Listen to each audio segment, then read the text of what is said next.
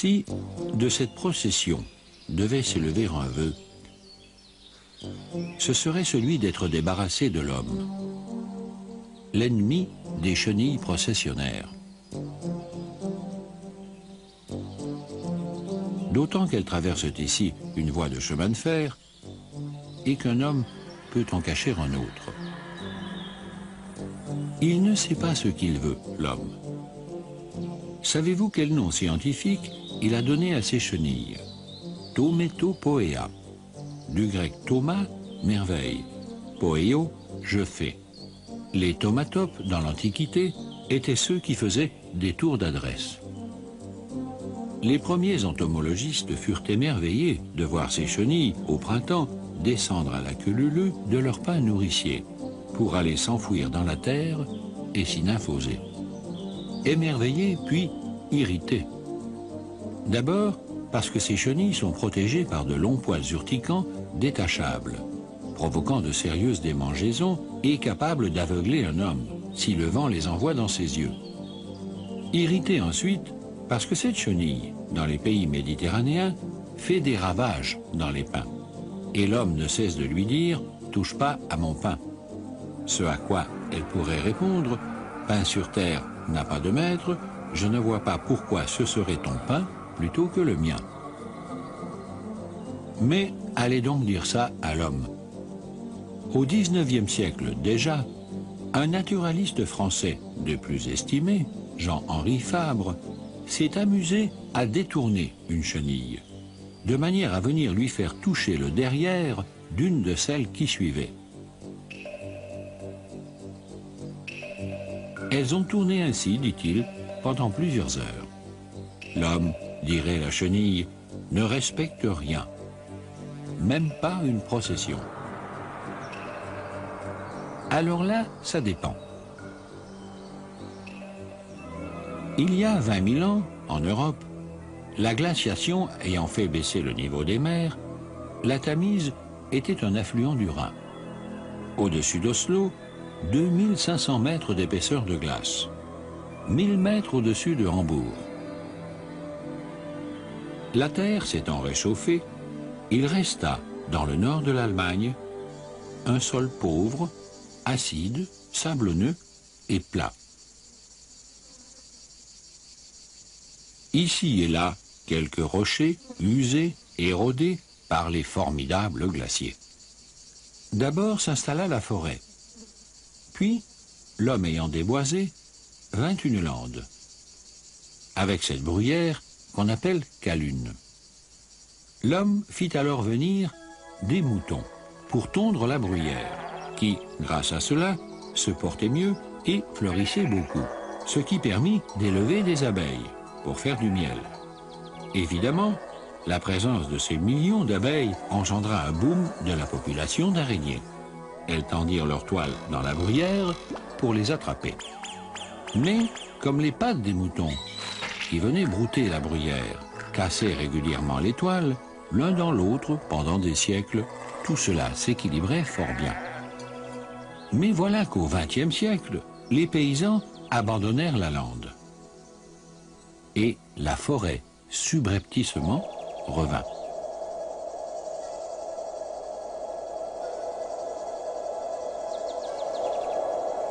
Alors, malgré leur poète Heinrich Heine, qui comparait la lande de Lunebourg à la poitrine d'une femme désespérément plate, les Allemands découvrirent qu'ils en étaient amoureux.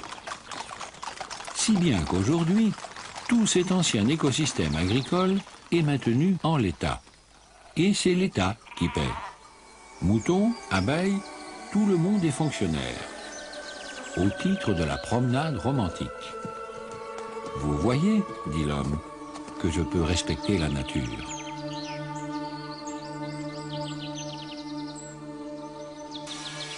Objection, répondraient ces autres abeilles. L'homme respecte la nature qui l'arrange et dont il se fait l'idée. Ces abeilles sont des mégachilles, communément appelées abeilles coupeuses de feuilles ou tapissières. Plus d'1 millier d'espèces dans le monde entier, toutes solitaires. Pas sociales du tout, ni ruches, ni essaims. Avec les cisailles bien aiguisées de ses mandibules, dans les feuilles des buissons de fleurs, cette abeille découpe des morceaux bien arrondis. Elle les enroule sur eux-mêmes et les porte ainsi jusqu'à une galerie, une seule par abeille, qu'elle a creusée dans la terre ou du bois vermoulu. Elle pousse les morceaux de feuilles à l'intérieur de façon à tapisser la galerie.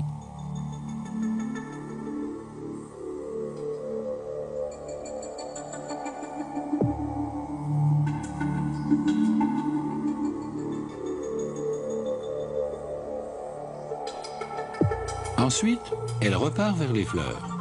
Cette fois, chercher du nectar et du pollen.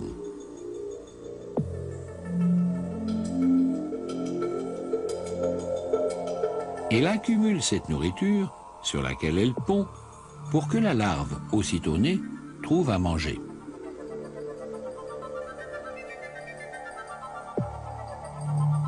Après quoi, elle retourne découper des morceaux de feuilles arrondis pour refermer la chambre de bébé.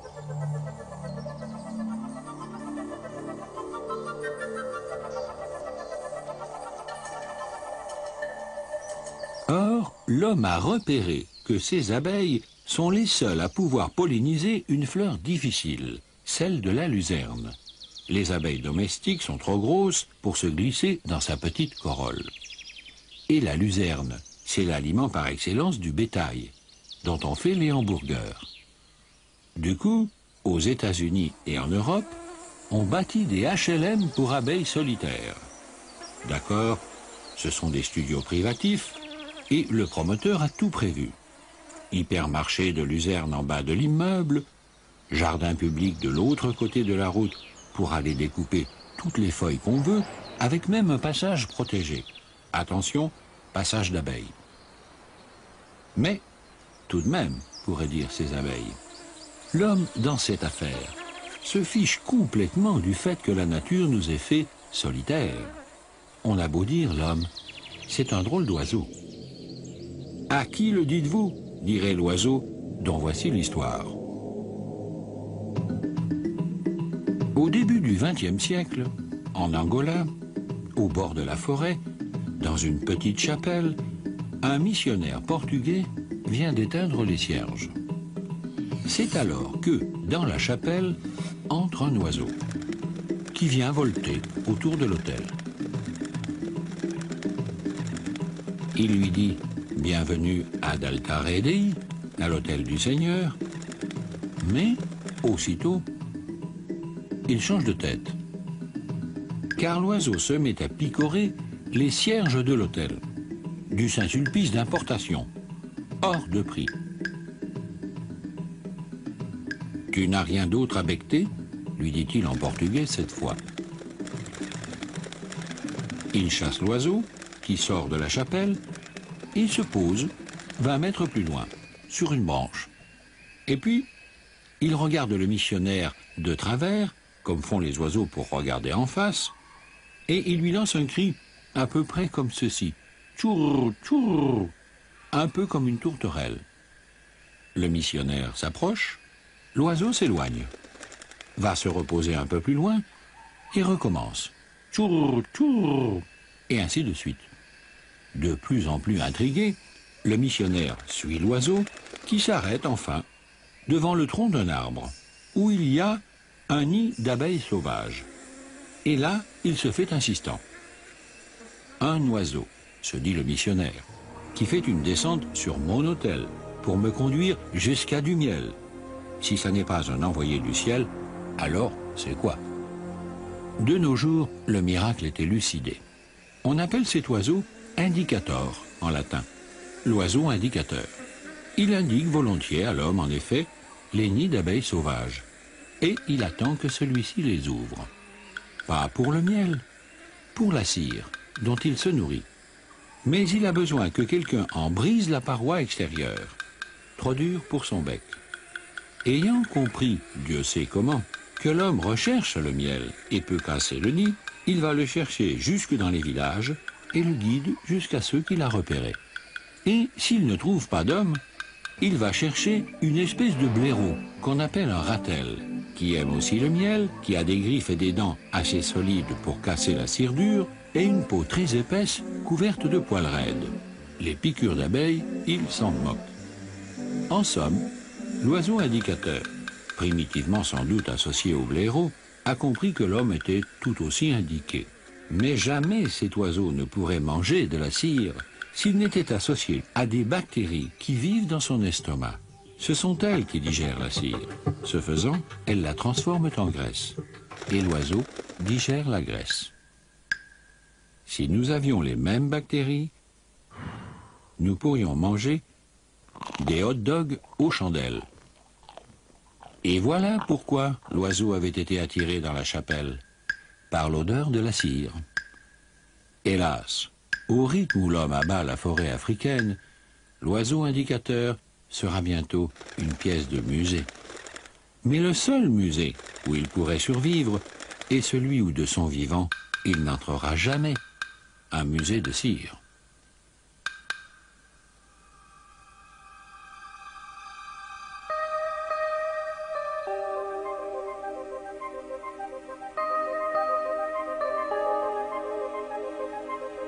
Alors, après avoir entendu la chenille, l'abeille, solitaire ou pas, et aussi l'oiseau, on pourrait écouter un arbre. En Europe, où il vit, il aime le nord, la montagne de préférence, et le froid l'hiver. Il a longtemps été méprisé par l'homme. Pour la construction des navires, il ne valait pas un clou. Son bois est dur, mais au contraire de celui du chêne, il est cassant. On l'appelle le hêtre. Déjà, pour la graine du hêtre, c'est une chance d'avoir germé. La faine, c'est ainsi qu'on l'appelle, a déjà dû échapper aux champignons pourrisseurs, aux oiseaux et autres mulots. Et le petit hêtre doit commencer à fabriquer des feuilles dans l'obscure clarté que veulent bien lui laisser ses parents. Moins de 10% de la normale. Encore lui faut-il battre le tapis, de vitesse. Le tapis végétal concurrent. Au début du printemps, ça commence avec les anémones et autres primes verts qui se dépêchent de fleurir avant que les nouvelles feuilles du hêtre ne leur fassent de l'ombre. Mais ensuite arrive tout un peuple de plantes adaptées à l'ombre, aspérules odorantes et autres, qui étouffent le petit hêtre. Une championne de cette armée de l'ombre et de l'humidité, sous les hêtres, c'est la balsamine sauvage, alias impatience ou noli tangere, ne pas toucher. Parce qu'au moindre choc, les valves élastiques de ces capsules s'enroulent violemment vers l'intérieur, projetant ses graines à 3 mètres.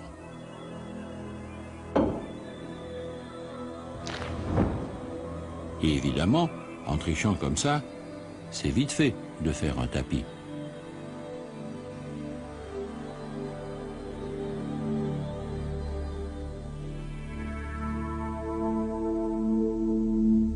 Si encore il n'y avait que les étrangers. À l'automne, les hêtres sont soupçonnés de fomenter, chimiquement parlant, l'assassinat de leurs enfants. Leurs feuilles mortes contiendraient de l'acide abscisique, un inhibiteur de germination, et aussi des tanins condensés qui auraient, sur la croissance des semis, un effet dépressif. Un contrôle des naissances après la naissance.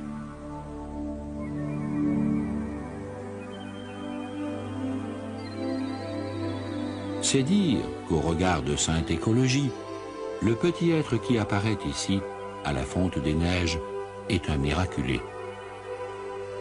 Il vient de passer son 2e hiver.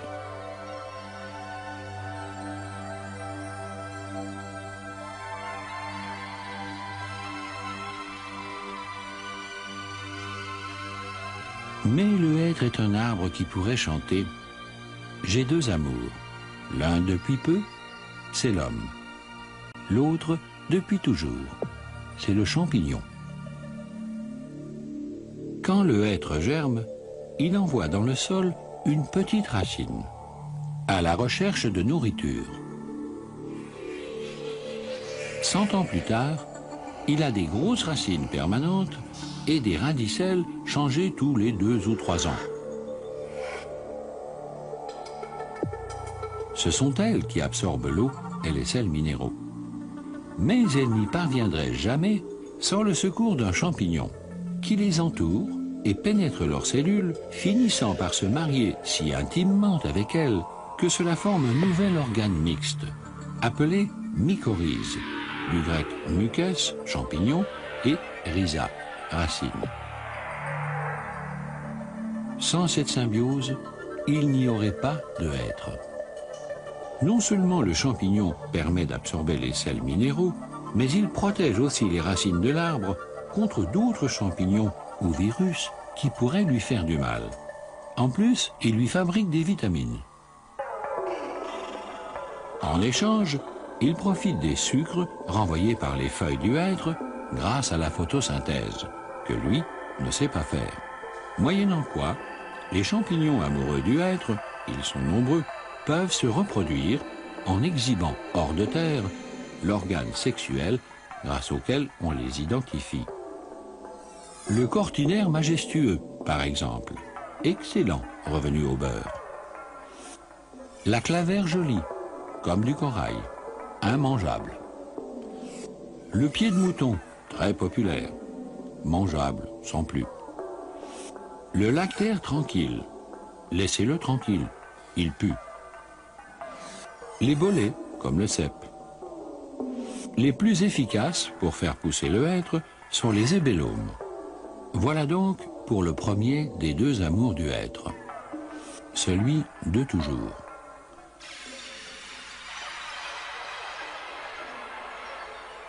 Mais voici que, depuis peu, l'homme s'intéresse à cet arbre, pour des tas de choses en bois, des traverses de chemin de fer, des brosses, des rames, des chaises. Du coup, l'agronome est aux petits soins pour le hêtre. Il s'occupe de tout, des relations du hêtre avec le climat, le sol et sa microfaune qui fabrique l'humus, les champignons, les virus, les chenilles, les plantes qui l'embêtent quand il grandit. Il élabore pour lui des modèles de peuplement, des lois de variabilité de branchaison, de photosynthèse et de transpiration, des logiciels de prédiction de croissance et qualité du bois. Il veille au laborieux épanouissement d'une vie sexuelle qui commence à 60, voire 80 ans.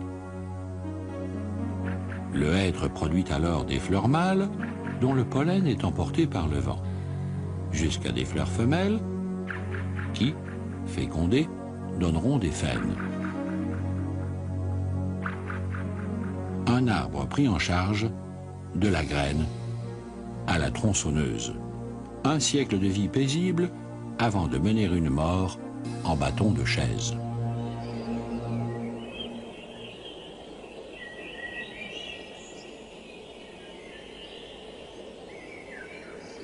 En voici un, pourtant, qui n'a jamais connu tant de soins et a dû se débrouiller tout seul.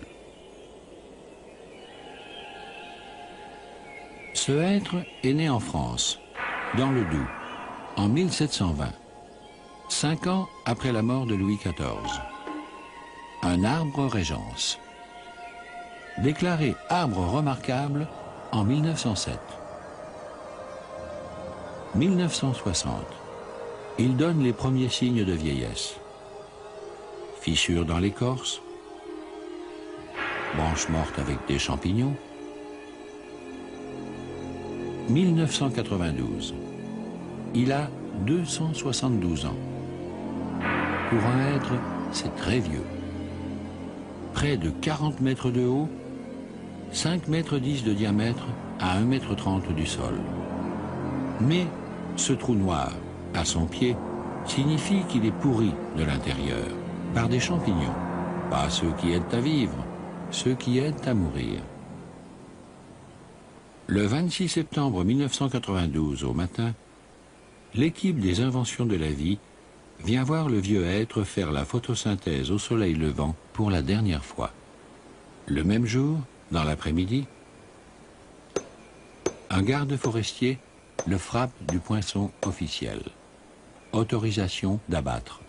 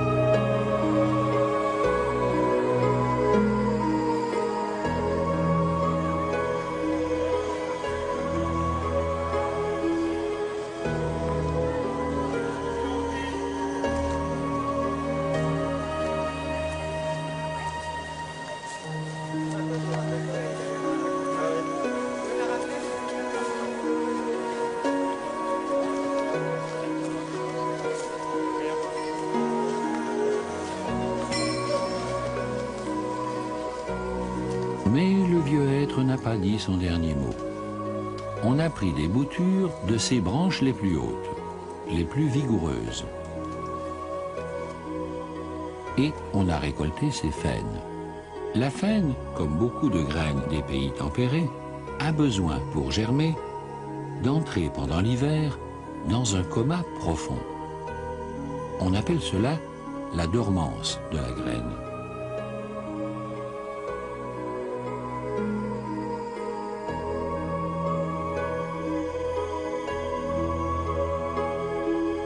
Mais le chercheur a trouvé le moyen, par un traitement, de lever cette dormance.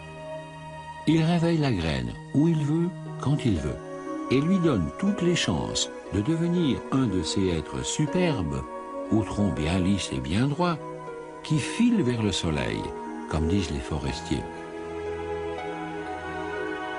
Vous voyez, dirait le être à la chenille, à l'abeille, à l'oiseau et à la bruyère. Selon l'intérêt qu'il vous porte, l'homme n'est pas toujours un apprenti sorcier. Il peut être aussi le prince charmant.